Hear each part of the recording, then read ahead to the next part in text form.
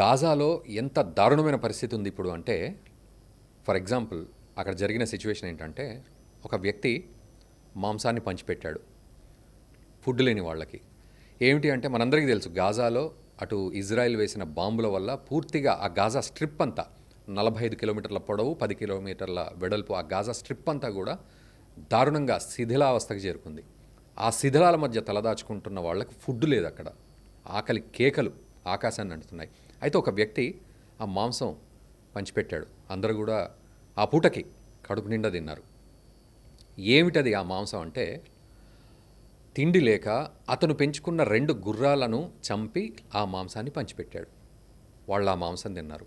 ఆ తిన్న వాళ్ళకు కూడా తెలియదు అది గుర్రం మాంసం, అతని గుర్రాల్ని చంపి ఇచ్చాడని. అసలు అడిగే పరిస్థితి లేదు, దొరికింది కాబట్టి తిన్నారు. ఇది గాజాలో ఇప్పుడున్న సిచ్యువేషన్. జంతువులకు పెట్టే ఫుడ్ ఏదైతే ఉంటుందో ఆ ఫుడ్ను వాళ్ళు తింటున్నారు. దాన్ని గ్రైండ్ చేసుకొని వాళ్ళు ఆ పొడిని, ఆ పౌడర్ని తినేసి దొరికిన నీళ్లు తాగుతున్నారు. అట్లాంటి పరిస్థితి. దీనికి తోడు మనము ఒక కలుపు మొక్క అని తీసి పడేసే ఒక మొక్క, అదేదో ఔషధానికి పనికొస్తుంది, గొంతు నొప్పి లాంటి ఔషధాలకు పనికొస్తుంది. అటువంటి మొక్కను విపరీతంగా తీసుకోవద్దు, అది ఓన్లీ మెడిసిన్.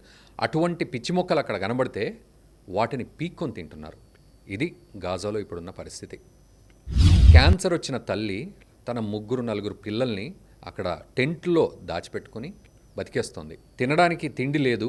అయితే గాజాలో ప్రతి ఇంటికి, అంటే ప్రతి టెంట్కు ఒక వ్యక్తి వెళ్ళి ఒక బౌల్ పట్టుకొని అక్కడ శరణార్థుల క్యాంపుల్లో లైన్లో నిలబడితే ఆ బౌల్లో వాళ్ళు వేసే చారో, మజ్జిగో, ఇంకేమన్నామో ఏమో అక్కడ వాళ్ళు ఏం తింటారో అది వేస్తే ఆ రోజు వాళ్ళకి ఫుడ్ ఉన్నట్టు. అట్లా ఒక బాబు, 11 సంవత్సరాల బాబు ఆ బౌల్ పట్టుకుంటే అందులో కొంత బీన్స్ని ఉడికించిన చారు లాంటి పదార్థం వేస్తే అది తీసుకెళ్ళి ఇంట్లో ఇస్తే ఆ తల్లి మిగతా 3 పిల్లలకు పెట్టి తను కూడా కొంత తీసుకుంది. అది ఎంతసేపట్లో అరిగిపోతుంది. అది ఆ రోజు వాళ్ళ ఫుడ్. ఆ తల్లికి క్యాన్సర్.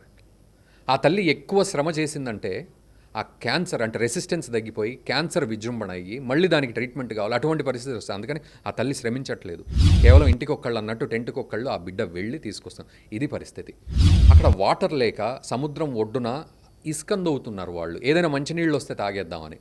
కొన్ని పైప్ లైన్లు ఏమన్నా కనబడతాయేమో, తవ్వుతే అక్కడ ఆ పైప్ లైన్లోంచి నీళ్ళు వస్తే ఆ నీళ్లు తాగుదామని. కానీ ఆ నీళ్లు కూడా దొరకట్లేదు. కేవలం మురికి నీళ్లు మాత్రమే దొరుకుతున్నాయి.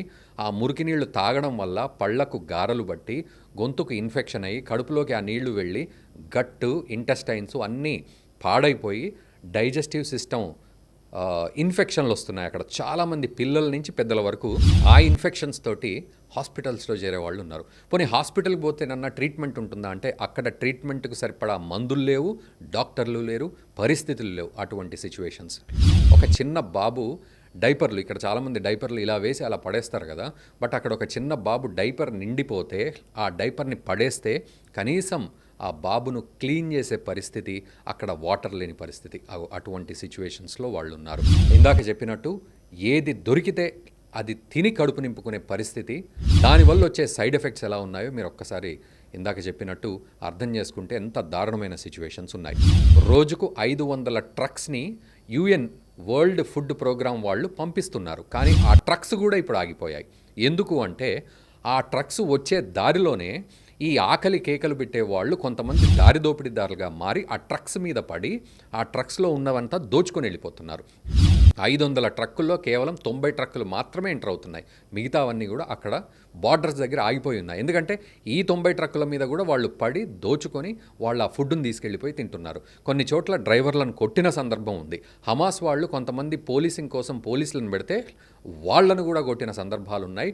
అండ్ ఇజ్రాయెల్ డిఫెన్స్ ఫోర్సెస్ వాళ్ళు ఈ హమాస్ పోలీసుల్ని టార్గెట్ చేసి లేపేసే పరిస్థితులు ఉన్నాయి. కాబట్టి ట్రక్ డ్రైవర్లు అక్కడ ధైర్యం చేయట్లేదు ముందుకు రావడానికి. సో ఆ వరల్డ్ ఫుడ్ ప్రోగ్రామ్కి సంబంధించిన ట్రక్కులు అలాగే ఉండిపోయాయి. ఇక్కడ మాత్రం వీళ్ళు ఆకలి కేకలతో చచ్చిపోతూ ఉన్నారు. అటువంటి సిచ్యువేషన్స్. ఒక పాలిచ్చే తల్లి, ఆ తల్లికి తినడానికి తిండి లేక పాలు రావట్లేదు. ఆ శక్తి లేక, ఆ పాలు ఇవ్వలేక ఉంటే నెలల బిడ్డ డీహైడ్రేట్ అయిపోయి తర్వాత ఊపిరాడక పరిస్థితుల్లో హాస్పిటల్లో జాయిన్ చేస్తే డాక్టర్లు అందరి కళ్ళ ముందే ఆ బిడ్డ ప్రాణాలు విడిచిన పరిస్థితి గాజాలో ఉంది. ఇప్పుడు నెలల బిడ్డ పాలు లేక, న్యూట్రిషన్ లేక చనిపోతున్న పిల్లలు చాలామంది ఉన్నారు. డాక్టర్లు ఇది చెప్తున్నారు. సో ఇటువంటి సిచ్యువేషన్స్ అక్కడ ఉన్నాయి. మరి దీనంతటికీ కారణం ఎవరు? ఇదంతా ఎందుకు జరుగుతోంది అక్కడ? మహాభారతంలో శ్రీకృష్ణుడు కూడా యుద్ధం వల్ల వచ్చే పరిణామాలు ఎంత డేంజరస్గా ఉంటాయో కౌరవులకు కళ్ళకు కట్టినట్టు చెప్పాడు. కానీ దుర్యోధనుడు వినలేదు. దీనికి తోడు ఇంకా నాకు సపోర్టు కావాలి, నీ సపోర్టు, నీ సైన్యాన్ని నాకు ఇవ్వు అంటూ ఒక పిటిషన్ పెట్టుకున్నాడు, ఒక రిక్వెస్ట్ పెట్టుకున్నాడు. అది పరిస్థితి. ఏం చెప్పినా కూడా దుర్యోధనుడు ఎవరు చెప్పినా కూడా వినలేదు. యుద్ధం అనివార్యమే. అప్పటికి శ్రీకృష్ణుడు అన్నాడు, కనీసం ఒక ఐదు ఊళ్ళు ఇవ్వు, పాండవులు వాటిని ఏలుకుంటారు, నీ జోలికి రారని. 5 ఊళ్ళు కాదు కదా, కనీసం సూది మొన జాగ కూడా నేను ఇవ్వను అని దుర్యోధనుడు కృష్ణుడిని కూడా పట్టి బంధించే ప్రయత్నం చేస్తే కృష్ణుడు తన విశ్వరూప సందర్శనం చేసి అటు దుర్యోధనుడిని భయపెట్టి శాపం పెట్టి వంశం సర్వనాశనం అవుతుంది అని చెప్పేసి అక్కడి నుంచి వెళ్ళిపోయిన పరిస్థితి. ఆ తర్వాత యుద్ధం అనివార్యమైంది. ఆ యుద్ధంలో ఎవరో బతికి బట్టగట్టిన వాళ్ళు లేరు, కేవలం పాండవులు, ఇంకో 3-4 తప్ప. మొత్తం పీనుగుల దిబ్బ అయిపోయింది కురుక్షేత్ర ఆ ప్రాంగణం అంతా కూడా. ఎవడి కోసం రాజ్యం వెళ్తారు ఇప్పుడు అని తలలు పట్టుకున్నారు పాండవులు.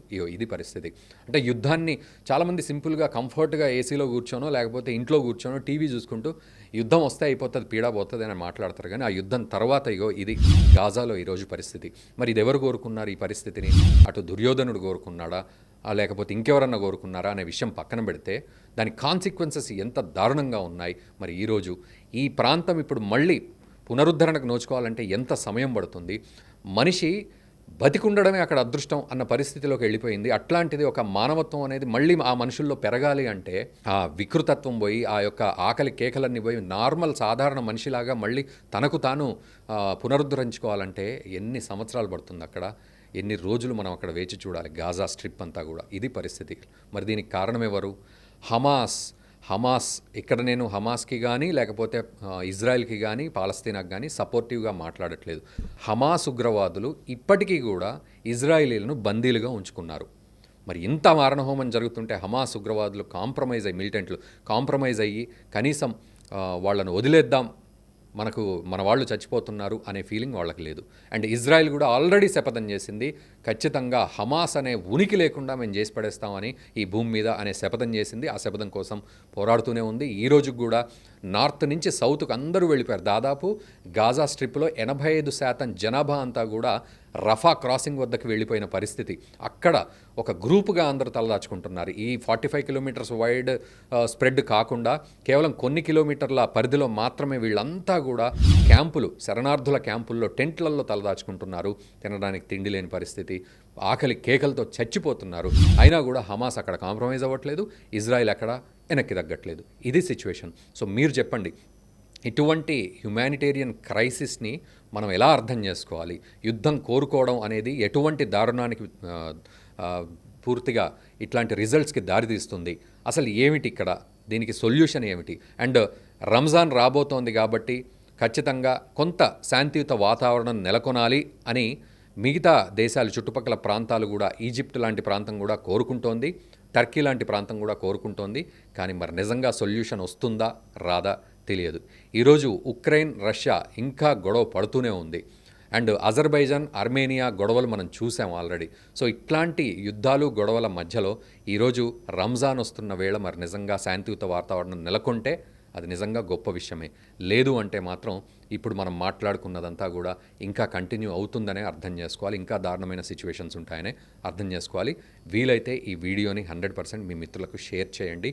గాజాలో ఇప్పుడున్న పరిస్థితికి కారణం ఎవరు అనేది కూడా కామెంట్ చేయండి. Thank you. ఈ వీడియో మీకు నచ్చినట్టయితే లైక్ చేయండి, 10 మందికి షేర్ చేయండి. అలాగే కామెంట్ల రూపంలో మీ అభిప్రాయాలను మాతో పంచుకోండి. Nationalist hub group of channels ను సబ్స్క్రైబ్ చేసుకుని తెలుగునాట జాతీయవాద జర్నలిజాన్ని ప్రోత్సహించండి. ఈ వీడియో కింద ఉన్న బెల్ ఐకాన్ పై క్లిక్ చేయడం మర్చిపోవద్దు.